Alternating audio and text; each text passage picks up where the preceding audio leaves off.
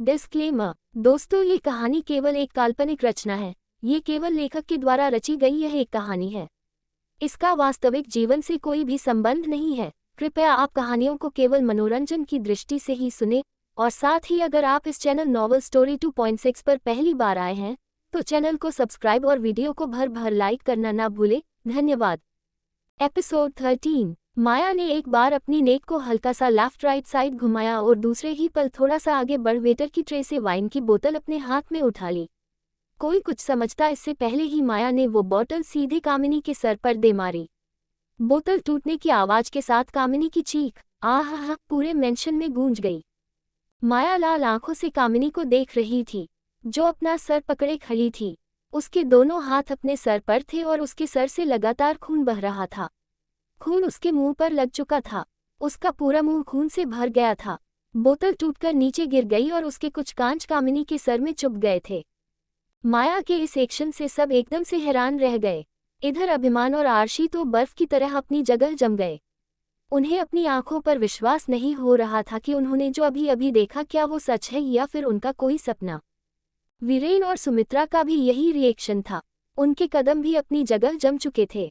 टिया झट से सोफे पर से खड़ी हो हैरानी से माया को देख रही थी। अगद भी सुन हो चुका था। तभी वहां बहुत सारे कैमरे लाइट्स की फ्लैश माया और कामिनी के चेहरे पर पड़ने लगी। पार्टी में मीडिया वाले भी आए हुए थे, जो गार्डन में थे। कामिनी की चीख सुनकर सारे मीडिया वाले घर के अंदर आ गए और सामने का नजारा देख उनकी आंखों में चमक आ गई। कल ये लंदन की सबसे बड़ी न्यूज बनने वाली थी। कामिनी का सर चकराने लगा और वो नीचे गिरने को होती है, पर वो नीचे गिरती उससे पहले ही अगद तेजी से कामिनी के पास आया और उसे पकड़ आराम से फ्लो पर लेटा दिया। कामिनी की आंखें धीरे धीरे कभी खुल रही थी तो कभी बंद हो रही थी। अगद ने सामने देखकर चिल्लाते हुए कहा, अरे कोई एम्बुलेंस को फोन करो जल्दी। बोलकर उसने वापस कामिनी की तरफ देखा, जो लगभग बेहोश हो चुकी थी।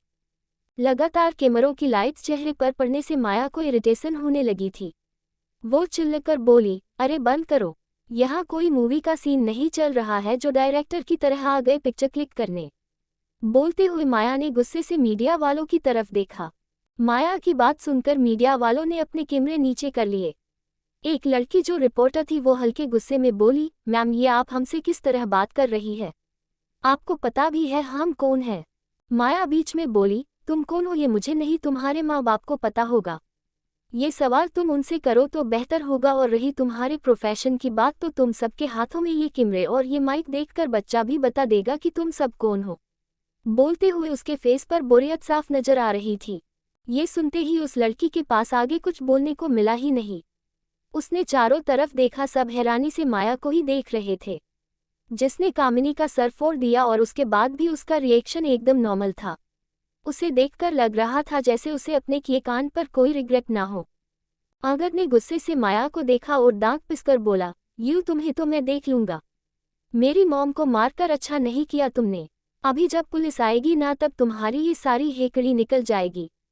ये सुनते ही माया के फेस पर डर वाले भाव आ गए। वो डरते हुए बोली, ओह मैं तो डर गई। प्लीज पुलिस को मत बुलाना प्लीज। अगद तुम मुझे जो सजा देना चाहो दे सकते हो, बट प्लीज पुलिस को मत बुलाना। बोलकर वो जोर से हंसने लगी। अगद और टिया जिनके फेस पर तिरछी स्माइल आ गई थी पहले माया को डरा देखकर, अब उसे हंसता देख वे दोनों वापस हैरान रह गए। माया कुछ पल हंसने के बाद सार्कास्टिकली बोली, क्या बोलोगे पुलिस को? यही कि पहले तुम्हारे सो कॉल्ड भाई ने सबके सामने मेरी इंसल्ट की और बाद में तुम्हारी प्यारी मॉम ने सबके सामने मुझे बेवजह थप्पड़ मारा। उसके बाद मैंने अपनी सेल्फ प्रोटेक्शन के लिए अपना स्टैंड लिया और उसी स्टैंड ने इस कमीनी औरत का ये हाल कर दिया। बोलते हुए उसकी नजरें कामिनी पर आकर ठहर गई, जो बेहोश हो चुकी थी।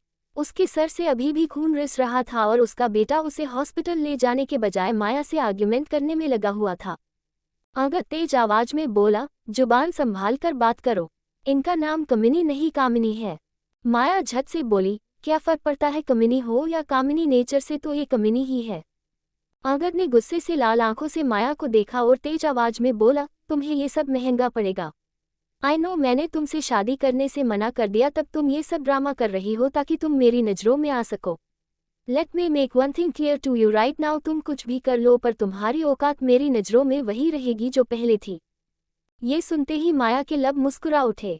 उसने अपने कदम अंगद की तरफ बढ़ाए और वो अंगद के सामने आकर हल्का सा उसके चेहरे पर झुकते हुए बोली, डोंट वरी, माया को सस्ती चीजें पसंद भी नहीं है। देख लेना, मैं कहीं भागे नहीं जा रही हूँ। एंड एक बात तुम्हें मैं भी क्लियर कर देती हूँ, तुम जैसे कुत्ते में मुझे भी कोई इंटरेस्ट नहीं है। तुम्हारी हड्डी उस तरफ है, सी देखो। बोलते हुए उसने अंगद की चीन पर अपनी एक फिंगर रखी और उसका चेहरा टिया की तरफ घुमा दिया। अंगद की नजरें टिया को देख रही थी जो गुस्से से उसे ही देख रही थी। अपनी हड्डी को संभालो कुत्ते, कहीं ऐसा ना हो फिर हड्डी के लिए भौंकना पड़े। ये सुनते ही अंगद ने गुस्से से माया को देखा। माया ने सार्कास्टिकली मुस्कुराते हुए उसकी तरफ आई विंक की और फिर एकदम से उससे दूर हो खड़ी हो गई। अंगद हैरानी से माया को देख रहा था। ये वो माया नहीं थी जो उसके पीछे पागल थी, ये तो कोई और ही माया थी जिसकी माया किसी को समझ नहीं आ रही थी। अंगद कुछ बोलता उससे पहले ही वहां बॉडीगार्ड आ गए। बॉडीगार्ड को देखते ही अंगद ने शक्ति से ऑर्डर दिया, मॉम को कार में ले चलो और मीडिया को यहाँ से हटाओ। बोलकर उसने सबकी तरफ देखा और तेज आवाज में बोला, सॉरी लेडीज एंड जेंटलमैन, अभी एंगेजमेंट नहीं हो सकती है, अब आप सब जा सकते हैं यहाँ से। ये सुनते ही टिया, वीरेन और सुमित्रा के चेहरे एकदम से पीले पड़ गए। अंगद की बात सुनकर धीरे धीरे वहां से भीड़ हटने लगी और कुछ ही देर में पूरा लिविंग हॉल एकदम से खाली हो गया। अभिमान और आरशी दोनों अभी वही थे। तभी सुमित्रा की नज़र आरशी और वीरेन पर पड़ी। वो गुस्से से उन दोनों के पास आए और चिल्लाते हुए बोली, वाह आरशी वाह, अपनी बेटी को क्या सिखाया है तुमने। अब तो खुश हो ना तुम दोनों, मेरी बेटी की बेइज्जती करवा के, उसकी एंगेजमेंट तुड़वा के। ये सुनते ही आरशी की आंखों से आंसू बहने लगे। उसने धीरे से अपना सरना में हिला दिया। हमने पहले ही कहा था तुम्हारी बेटी की वजह से यहाँ कोई तमाशा नहीं होना चाहिए, पर फिर भी यहाँ तमाशा हुआ। ये सब हम ऐसे ही नहीं भूलने वाले हैं, इसका खामियाजा तुम्हें भुगतना पड़ेगा। कल सुबह धक्के मारकर तुम तीनों को खुराना मेंशन से बाहर नहीं निकाला ना तो हमारा नाम भी वीरेन खुराना नहीं। वीरेन ने गुस्से से कांपते हुए कहा। कोई कुछ बोलता उससे पहले ही उन्हें अंगद की आवाज़ सुनाई दी, अंकल आंटी बातें बाद में कर लेना, पहले मॉम को हॉस्पिटल ले जाना जरूरी है। बोलते हुए वो बाहर की तरफ बढ़ गया। कामिनी को पहले ही बॉडीगार्ड कार में ले गए थे। वीरेन और सुमित्रा ने एक नज़र गुस्से से आरशी को देखा और फिर अंगद के पीछे चले गए। टिया भी रोते हुए उन सबके पीछे चली गई। टिया को रोना कामिनी की हालत पर नहीं आ रहा था, अपनी एंगेजमेंट नहीं होने का रोना आ रहा था। उन सब के जाने के बाद माया ने अपनी वॉच में टाइम देखा और फिर आरशी और अभिमान की तरफ देखा जो उसे ही देख रहे थे। माया उन दोनों के पास आई और बिना किसी भाव के बोली, चले। तभी आरशी रोते हुए बोली, माया क्यों किया तुमने ऐसा, तुम्हें पता भी है तुमने अभी जो किया उसके बाद क्या हो सकता है। माया बीच में बोली, कुछ नहीं होगा, मैं सब देख लूंगी एंड ये सब कुछ मैंने शुरू नहीं किया था। मैं आपके कहने पर यहाँ आई थी और यहाँ आकर अपनी तारीफों की पुल सुने तो मुझसे भी नहीं रहा गया। पेशेंस नहीं है मुझमें और नहीं मैं इतनी महान हूँ जो सामने वाले की बातें सुन सकूँ और उनकी मार खा सकूँ। आपको चलना है चलिए वरना मैं अकेले चली जाऊंगी। बोलते हुए उसने एक नज़र अभिमान को देखा और फिर वापस आरशी को देखने लगी। अभिमान ने धीरे से आरशी के कंधे पर हाथ रखा। आरशी ने सर घूमा, आंसू भरी आंखों से अभिमान को देखा जो आंखों से उसे शांत रहने को कह रहे थे। कुछ पल बाद अभिमान ने माया को देखकर कहा, चलो बेटा। माया ने कुछ नहीं कहा और चुपचाप अपने कदम बाहर की तरफ बढ़ा दिए। कुछ देर बाद वे सब पार्किंग एरिया में आए और अपनी कार में बैठ वहां से निकल गए। माया बैक सीट पर अपना सर पीछे सीट से टिकाए आंखें बंद किए बैठी थी। उसके दिमाग में इस वक्त बहुत कुछ चल रहा था। उसे अब इंतजार था तो कल सुबह का। कल सुबह के बाद बहुत कुछ बदलने वाला था और उसे बदलने के लिए माया ने अपना जाल बिछा दिया था। आरशी माया के बगल में बैठी बाहर देख रही थी।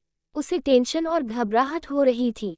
अगर वीरेन ने उन्हें घर से निकाल दिया तो वे सब कहाँ जाएंगे, क्योंकि जितनी भी फाइनेंशियल इनकम थी वो सारी वीरेन के ही कंट्रोल में थी।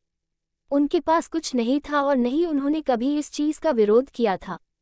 आरशी के दिमाग में बस यही सब चल रहा था और अभिमान भी इन्हीं सब के बारे में सोच रहा था। ऐसे ही सोचते हुए खुराना मेंशन आ गया। वे तीनों कार से बाहर आए। माया ने एक नज़र आरशी और अभिमान को देखा और फिर तेज कदमों से अंदर चली गई। वो एक मिनट भी यहाँ रुकना नहीं चाहती थी। अगर वो यहाँ रुकती तो अभिमान और आरशी उससे सवाल जवाब करते जिनका आंसर देने का अभी उसका मूड नहीं था।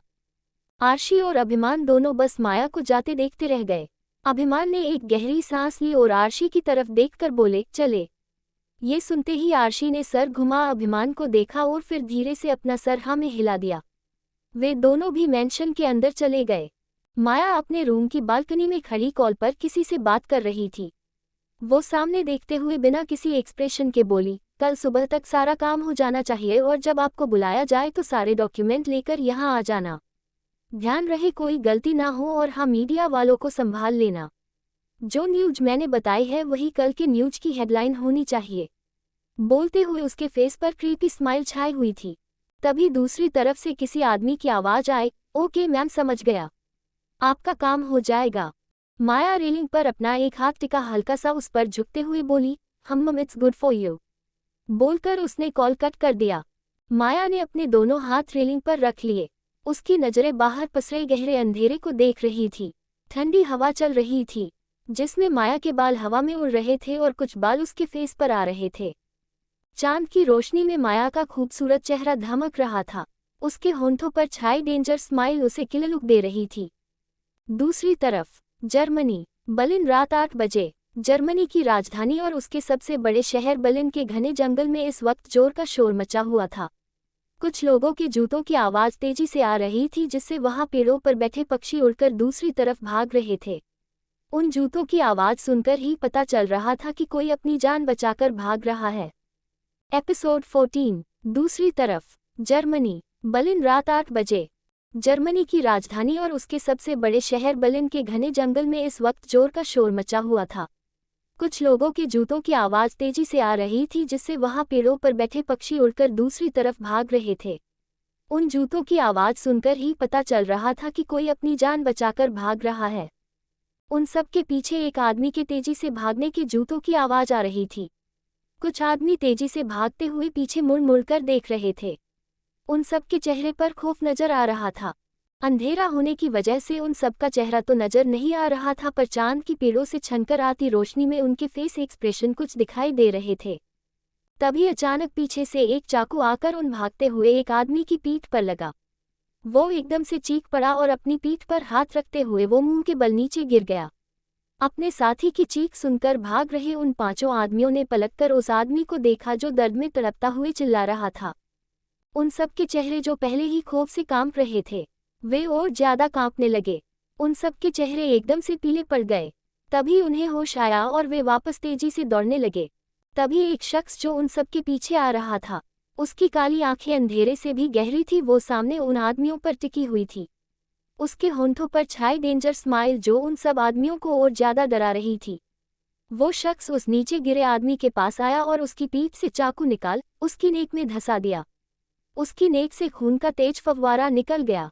खून के कुछ छींटे उस शख्स के मुंह पर जा गिरे, पर उस शख्स को उन छींटों से कोई फर्क नहीं पड़ा। वो आदमी एक तेज चीख के साथ एकदम से शांत हो गया। उसकी सांसें थम चुकी थी। वो मर चुका था। उस आदमी को मरा देख उस शख्स के होंठों पर किलिंग स्माइल आ गई। उसने झटके से चाकू को मरे हुए आदमी की नेक से निकाला और हल्का सा सर टेढ़ा कर उन भागते हुए आदमियों को देखा जो उससे कुछ आगे निकल गए थे। उस शख्स की स्माइल और गहरी हो गई। उसने अपनी कमर के पीछे से गन निकाली और मरे हुए आदमी को देखते हुए अपना हाथ पीछे कर बिना देखे उन आदमियों को शूट करने लगा। उसकी गन से निकली गोली उन भागते हुए आदमियों की पीठ पर जा लगी। वे सब दर्द में चीखते हुए मुंह के बल जमीन पर जा गिरे। उस शख्स ने हल्का सा सर घुमा उन आदमियों को देखा और बिना किसी एक्सप्रेशन के बोला, रिवांश वालिया को धोखा देकर जिंदा रहने की सोच रखना ही गलत है और तुम सबने तो जिंदा रहने की कोशिश की है। देखो क्या रिजल्ट मिला, मौत। इतना बोल वो जोर से हंसने लगा। उसकी हंसी की आवाज जंगल में गूंज उठी। उसकी हंसी इतनी खतरनाक थी कि एक पल के लिए वहां के जानवर भी डर कर इधर उधर भागने लगे थे। तभी अचानक रिवांश का फोन रिंग किया, जिसकी आवाज सुन रिवांश ने हंसना बंद कर अपने फोन की तरफ देखा और फ्लैश हो रहे नाम को देख उसके चेहरे पर बोरियत भरे एक्सप्रेशन आ गए। उसने कॉल कट किया और फोन को देखते हुए बोला, नॉनसेंस। इतना बोल उसने फोन को सामने पेड़ पर दे मारा। फोन पेड़ से गिरकर नीचे गिर गया। रिवांश उन आदमियों के पास आया और मुस्कुराते हुए उन सबको देखने लगा। उन आदमियों की आंखें जो दर्द की वजह से ऑलमोस्ट बंद हो चुकी थी। अपने सामने किसी की प्रेजेंस महसूस कर उन्होंने धीरे से आंखें खोल सामने देखा और सामने खड़े रिवांश को देखते ही उन सबकी सांसें हल्क में अटक गई। वे एकदम से कांपने लगे। उन सबको कांपता देख रिवांश के होंठों के कोने तिरछे मुड़ गए। वो पंजों के बल एक आदमी के पास बैठा और एकदम से उसके बालों को पकड़ उसका चेहरा ऊपर की तरफ उठा, तिरछा मुस्कुराकर उसकी आंखों में देखने लगा। उस आदमी की हल्की सी आह निकल गई और उसने धीरे से अपनी आंखें खोल रिवांश को देखा जो खुद उसे ही देख रहा था। रिवांश धीरे से बोला, क्या सोचा था मुझसे बचकर भाग जाओगे? इतना आसान है मुझसे भागना? हम बोलो। बोलते हुए उसकी आवाज काफी सर्द थी। उसकी पकड़ उस आदमी के बालों पर कसती जा रही थी। वो आदमी दर्द में तड़पते हुए बोला, I am so sorry sir, गलती हो गई, माफ कर दीजिए, बस एक मौका दे दीजिए, आई प्रोमिस आगे से कभी ऐसा नहीं करूंगा। हम लक्ष्य खुराना के बहकावे में आ गए थे। अभी उसने इतना ही बोला था तभी रिवांश ने एकदम से उसके गाल पर एक जोर का थप्पड़ जड़ दिया। वो आदमी संभल नहीं पाया और मुंह के बल नीचे जा गिरा। उसका पूरा जबड़ा हिल चुका था। उसने अपने गाल पर एक हाथ रखा हुआ था और उसकी आंखें बंद होने लगी थी। भाई बस करो वरना ये मर जाएगा, इतनी आसान मौत डिजर्व नहीं करता है ये। पीछे से एक बेहद ठंडी आवाज आई। इस आवाज को सुनकर रिवांश के होंठों पर अजीब सी स्माइल आ गई। वो बिना किसी भाव के बोला, डोंट वरी रेहान, ये तब तक नहीं मरेगा जब तक मैं नहीं चाहूंगा। इन सबको इतनी आसान मौत नहीं बल्कि मौत से भी बदतर मौत मिलेगी।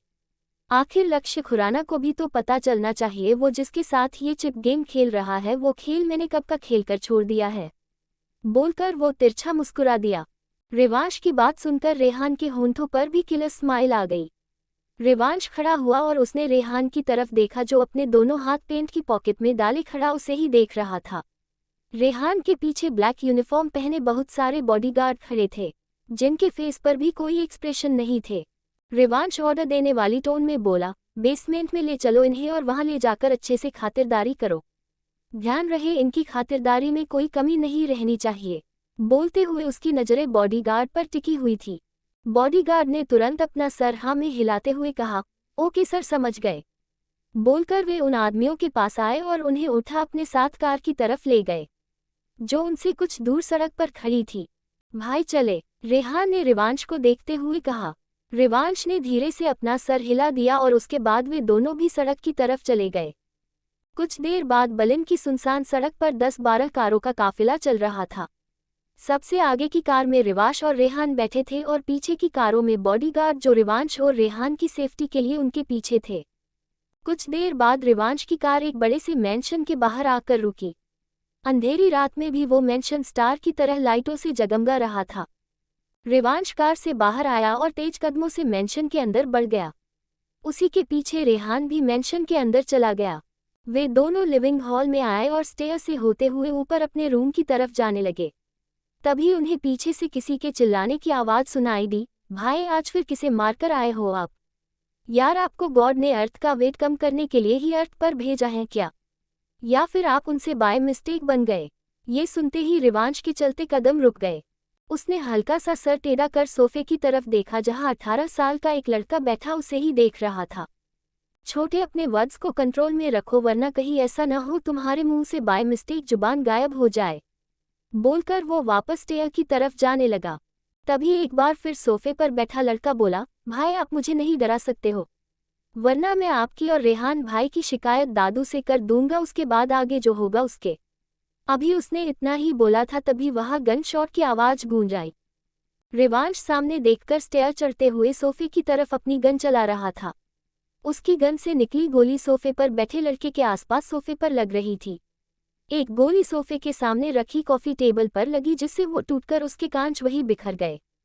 वही वो लड़का जो रिवांश और रेहान का सबसे छोटा एंड इनोसेंट भाई अहान था। वो सोफे पर अपने दोनों पैर रखे आंखें बंद किए बैठा जोर से चिल्ला रहा था, है बचाओ, इन दुष्ट आदमियों ने बच्चे को मार डाला, बचाओ। उसकी चीख पूरे मेंशन में गूंज रही थी। रिवांश और रेहान ने अहान की चीखों को इग्नोर किया और अपना सरना में हिला अपने रूम में चले गए। अहान अभी भी वैसे ही बैठा चिल्लाए जा रहा था। उसे कोई मतलब नहीं था कि अब गोलियां नहीं चल रही, उसे बस चिल्लाने से मतलब था जो कि वो चिल्लाकर मेंशन की सर्वेंट की नींद खराब कर रहा था। इधर रिवांश अपने कमरे में आया और वो सीधा वॉशरूम में चला गया। वो वॉल पर अपने दोनों हाथ टिकाए सर नीचे खड़ा था। वो दिखने में किसी मॉडल से कम नहीं था। सख्त चेहरा, fox shape eyes, brown lips, sharp jaw line, silky hair जो इस वक्त उसके फोरहेड पर बिखरे हुए थे। दिखने में इतना हैंडसम, चार्मिंग जिसे शब्दों में बयां नहीं किया जा सकता। उसके आईब्रो पर एक कट का निशान था जो उसके ऑरा को और भी ज्यादा दमदार बन रहा था। रिवांश को सब आरवी कहकर बुलाते थे। ये जर्मनी का ड्रग्स किंग था, जिसका ड्रग्स स्मगलिंग का धंधा था। इसकी खुद की फैक्ट्री में ड्रग्स बनते थे और फिर वे यहाँ से यूरोप के साथ एशिया के भी कई शहरों में जाते थे। आरवी के बारे में सबको पता था, फिर भी किसी में इतनी हिम्मत नहीं थी कि उसे रोक सके। जिन्होंने भी उसे रोकने की कोशिश की वे आज तक वापस दुनिया में नहीं दिखे। आरवी ड्रग्स किंग के साथ सबसे बड़ा गैंगस्टर भी था जो बिना देखे भी काफी अच्छे से निशाना लगा लेता था। हॉर्स राइडिंग करना इसका शौक था। इसे काफी अच्छे से हॉर्स राइडिंग करनी आती थी। शावर का पानी आरवी के बालों से होते हुए उसके चेहरे पर गिर रहा था। उसके चेहरे पर लगे खून के धब्बे धीरे धीरे साफ हो रहे थे, जिससे उसका हैंडसम चेहरा सामने आ रहा था। उसके सिक्स पैक एब्स और एड्रोबल पर्सनैलिटी उसे किलर लुक देते थे। आरवी आंखें बंद किए खड़ा था। उसकी बंद आंखों के सामने एक आदमी का चेहरा घूम रहा था। वो अचानक ही बोला, लक्ष्य खुराना। इतना बोल उसके होंठों पर अजीब सी स्माइल आ गई। दूसरी तरफ इधर बलिन के जंगल में बना एक बड़ा सा विला जो दिखने में बेहद खूबसूरत था। विला जितना खूबसूरत था उतना ही डार्क भी था। उसका कलर थीम ब्लैक था जो उसे बेहद डरावना बना रहा था। इसी विला के लिविंग हॉल में सामान टूटने फूटने की जोर से आवाजें बाहर तक आ रही थी। अंदर हो रही तोड़ फोड़ को सुनकर ही समझ आ रहा था कि अंदर वाला शख्स बेहद गुस्से में है और उसके गुस्से का शिकार निर्जीव वस्तुएं हो रही है। That's for it's today guys, मिलते हैं नेक्स्ट पार्ट में। दूसरी तरफ जर्मनी। बर्लिन रात 8 बजे। जर्मनी की राजधानी और उसके सबसे बड़े शहर बर्लिन के घने जंगल में इस वक्त जोर का शोर मचा हुआ था। कुछ लोगों के जूतों की आवाज तेजी से आ रही थी, जिससे वहां पेड़ों पर बैठे पक्षी उड़कर दूसरी तरफ भाग रहे थे। उन जूतों की आवाज सुनकर ही पता चल रहा था कि कोई अपनी जान बचाकर भाग रहा है। उन सब के पीछे एक आदमी के तेजी से भागने की जूतों की आवाज आ रही थी। कुछ आदमी तेजी से भागते हुए पीछे मुड़ मुड़कर देख रहे थे। उन सब के चेहरे पर खौफ नजर आ रहा था। अंधेरा होने की वजह से उन सब का चेहरा तो नजर नहीं आ रहा था, पर चांद की पेड़ों से छनकर आती रोशनी में उनके फेस एक्सप्रेशन कुछ दिखाई दे रहे थे। तभी अचानक पीछे से एक चाकू आकर उन भागते हुए एक आदमी की पीठ पर लगा। वो एकदम से चीख पड़ा और अपनी पीठ पर हाथ रखते हुए वो मुंह के बल नीचे गिर गया। अपने साथी की चीख सुनकर भाग रहे उन 5 आदमियों ने पलटकर उस आदमी को देखा जो दर्द में तड़पता हुए चिल्ला रहा था। उन सब के चेहरे जो पहले ही खौफ से कांप रहे थे, वे और ज्यादा कांपने लगे। उन सब के चेहरे एकदम से पीले पड़ गए। तभी उन्हें होश आया और वे वापस तेजी से दौड़ने लगे। तभी एक शख्स जो उन सब के पीछे आ रहा था, उसकी काली आंखें अंधेरे से भी गहरी थी, वो सामने उन आदमियों पर टिकी हुई थी। उसके होंठों पर छाई डेंजर स्माइल जो उन सब आदमियों को और ज्यादा डरा रही थी। वो शख्स उस नीचे गिरे आदमी के पास आया और उसकी पीठ से चाकू निकाल उसकी नेक में धंसा दिया। उसकी नेक से खून का तेज फव्वारा निकल गया। खून के कुछ छींटे उस शख्स के मुंह पर जा गिरे, पर उस शख्स को उन छींटों से कोई फर्क नहीं पड़ा। वो आदमी एक तेज चीख के साथ एकदम से शांत हो गया। उसकी सांसें थम चुकी थी। वो मर चुका था। उस आदमी को मरा देख उस शख्स के होंठों पर किलिंग स्माइल आ गई। उसने झटके से चाकू को मरे हुए आदमी की नेक से निकाला और हल्का सा सर टेढ़ा कर उन भागते हुए आदमियों को देखा जो उससे कुछ आगे निकल गए थे। उस शख्स की स्माइल और गहरी हो गई। उसने अपनी कमर के पीछे से गन निकाली और मरे हुए आदमी को देखते हुए अपना हाथ पीछे कर बिना देखे उन आदमियों को शूट करने लगा। उसकी गन से निकली गोली उन भागते हुए आदमियों की पीठ पर जा लगी। वे सब दर्द में चीखते हुए मुंह के बल जमीन पर जा गिरे।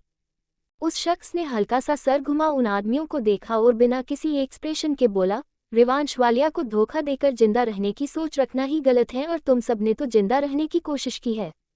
सी देखो क्या रिजल्ट मिला, मौत। इतना बोल वो जोर से हंसने लगा। उसकी हंसी की आवाज जंगल में गूंज उठी। उसकी हंसी इतनी खतरनाक थी कि एक पल के लिए वहां के जानवर भी डर कर इधर उधर भागने लगे थे। तभी अचानक रिवांश का फोन रिंग किया, जिसकी आवाज सुन रिवांश ने हंसना बंद कर अपने फोन की तरफ देखा और फ्लैश हो रहे नाम को देख उसके चेहरे पर बोरियत भरे एक्सप्रेशन आ गए। उसने कॉल कट किया और फोन को देखते हुए बोला, नॉनसेंस। इतना बोल उसने फोन को सामने पेड़ पर दे मारा। फोन पेड़ से गिरकर नीचे गिर गया। रिवांश उन आदमियों के पास आया और मुस्कुराते हुए उन सबको देखने लगा। उन आदमियों की आंखें जो दर्द की वजह से ऑलमोस्ट बंद हो चुकी थी। अपने सामने किसी की प्रेजेंस महसूस कर उन्होंने धीरे से आंखें खोल सामने देखा और सामने खड़े रिवांश को देखते ही उन सबकी सांसें हल्क में अटक गई। वे एकदम से कांपने लगे।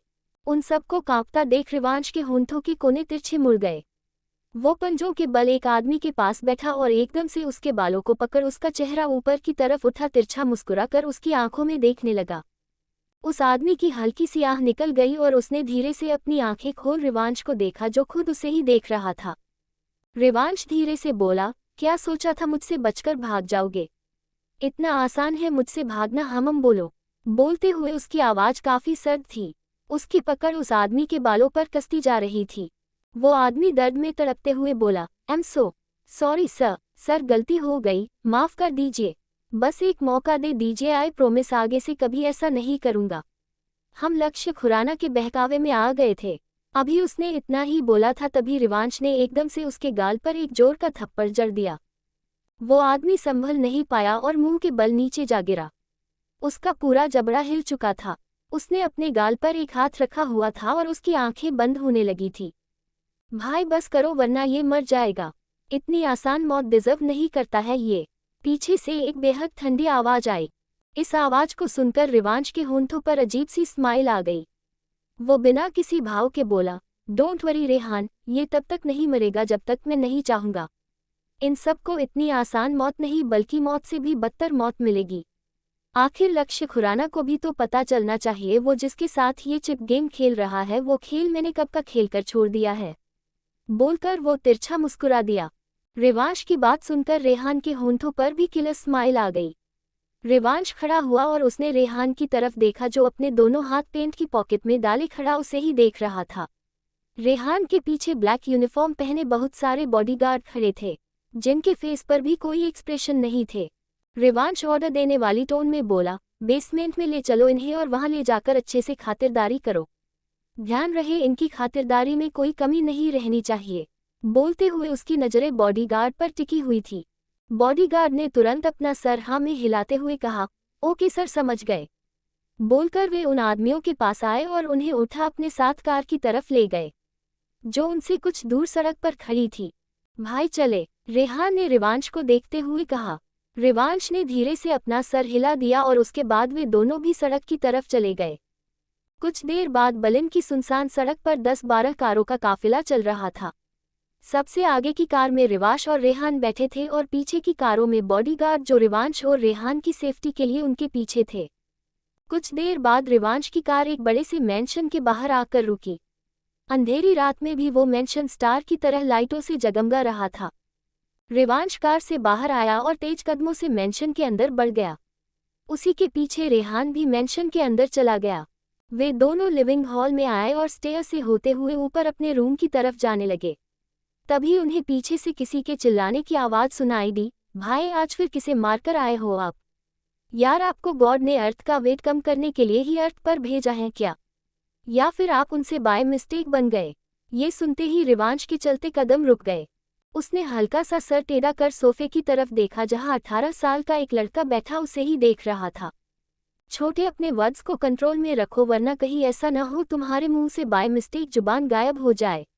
बोलकर वो वापस स्टेयर की तरफ जाने लगा। तभी एक बार फिर सोफे पर बैठा लड़का बोला, भाई आप मुझे नहीं डरा सकते हो, वरना मैं आपकी और रेहान भाई की शिकायत दादू से कर दूंगा, उसके बाद आगे जो होगा उसके।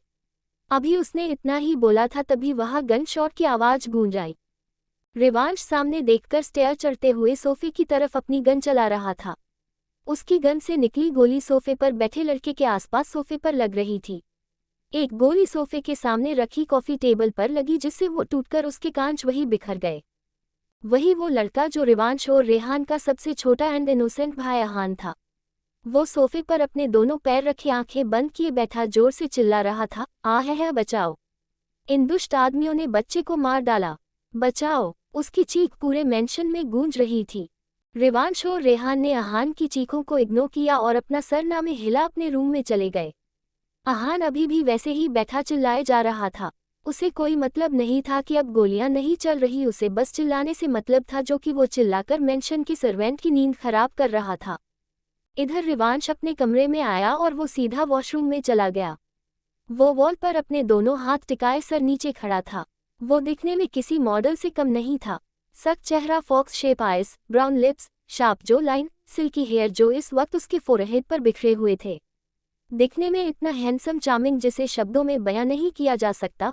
उसके आईब्रो पर एक कट का निशान था जो उसके ऑरा को और भी ज्यादा दमदार बन रहा था।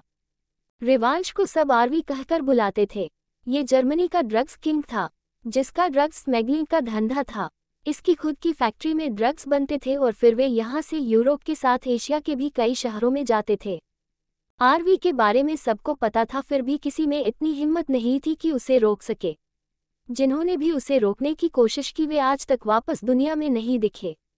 आरवी ड्रग्स किंग के साथ सबसे बड़ा गैंगस्टर भी था जो बिना देखे भी काफी अच्छे से निशाना लगा लेता था। हॉर्स राइडिंग करना इसका शौक था। इसे काफी अच्छे से हॉर्स राइडिंग करनी आती थी। शावर का पानी आरवी के बालों से होते हुए उसके चेहरे पर गिर रहा था। उसके चेहरे पर लगे खून के धब्बे धीरे धीरे साफ हो रहे थे, जिससे उसका हैंडसम चेहरा सामने आ रहा था। उसके सिक्स पैक एब्स और एड्रोबल पर्सनैलिटी उसे किलर लुक देते थे। आरवी आंखें बंद किए खड़ा था। उसकी बंद आंखों के सामने एक आदमी का चेहरा घूम रहा था। वो अचानक ही बोला, लक्ष्य खुराना। इतना बोल उसके होंठों पर अजीब सी स्माइल आ गई। दूसरी तरफ इधर बलिन के जंगल में बना एक बड़ा सा विला जो दिखने में बेहद खूबसूरत था।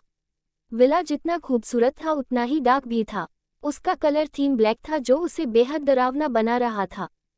इसी विला के लिविंग हॉल में सामान टूटने फूटने की जोर से आवाजें बाहर तक आ रही थी। अंदर हो रही तोड़ फोड़ को सुनकर ही समझ आ रहा था कि अंदर वाला शख्स बेहद गुस्से में है और उसके गुस्से का शिकार निर्जीव वस्तुएं हो रही है।